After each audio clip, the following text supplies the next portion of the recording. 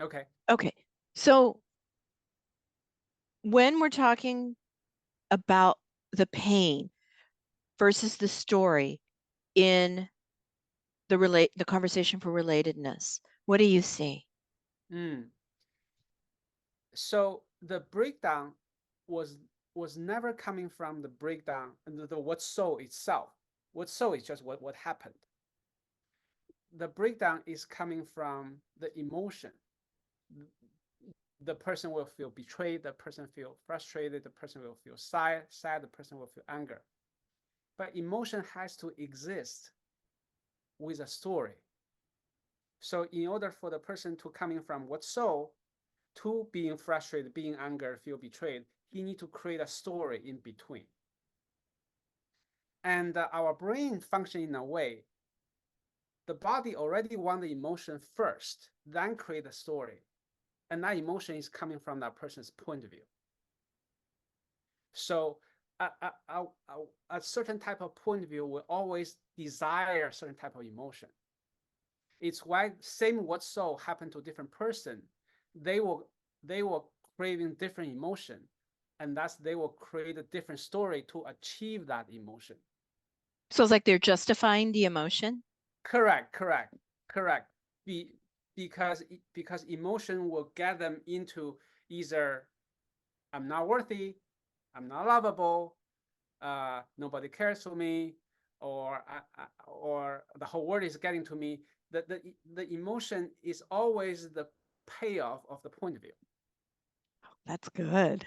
That's Uh, good. so now, when once you see that person is stuck in that point of view, you know he's running an infinite loop of the story, because that story, he need that story to feel the emotion, to put in gas in the fire of the emotion. Now, when you come in, you're saying, okay, I'm gonna lift that person out of that downward spiral and leave him more in touch and inspired after 5 minutes. How do I do that? That's where conversation of relatedness come in. But in order for you to do that, you actually have to see what's going on there. You Mm. have to see the the breakdown is always against the commitment. Without commitment, there will be no breakdown. So so you kind of need to replace that downward story with a positive story. And the downward story are related to the breakdown, and the positive story is related to the commitment. So so that's how the conversation relatedness work, because when you come in, when you recreate, you do not want to emphasize the story he's already in, but you want to go straight into the emotion, saying, okay, I got him.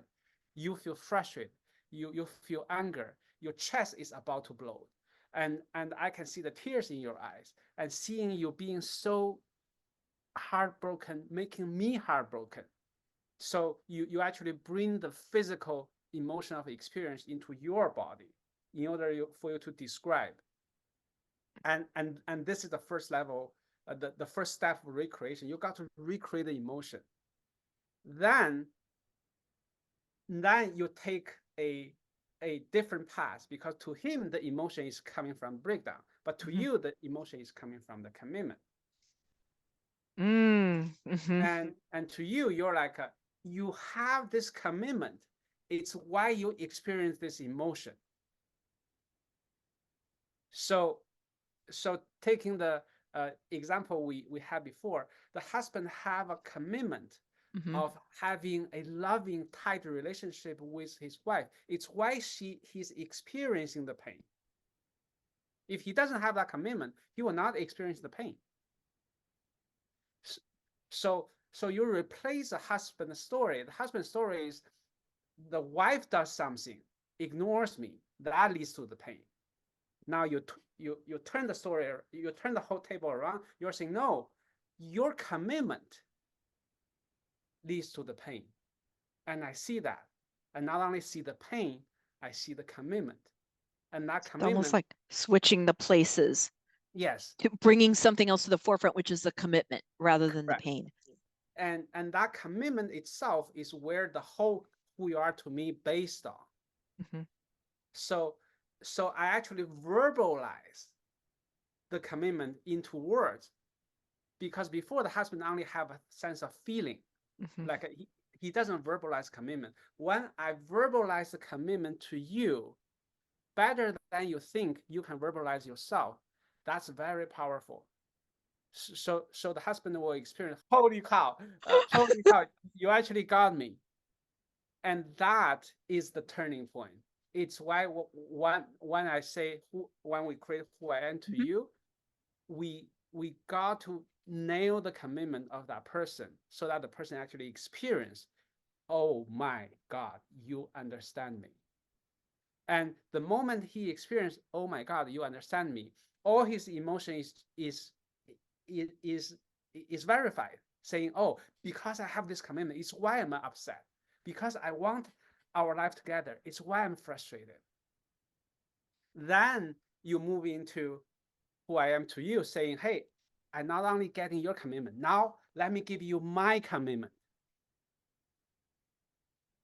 And that shows our commitment is actually aligned, even though on the surface, like what I'm doing is spending time away from family on team, the action it may be different than you thought, but our commitment is aligned because we're going towards the same purpose. And that is how you bring uh, how you first of all lift the person out of his downward loop of point of view, Mhm. and second, you you create a movement touch inspired in that person's emotion domain, and then you can move into new structure, which is like let's try this, and then see what see that moving towards our common commitment. Wow. Thank you, Kai. That was an awesome lesson.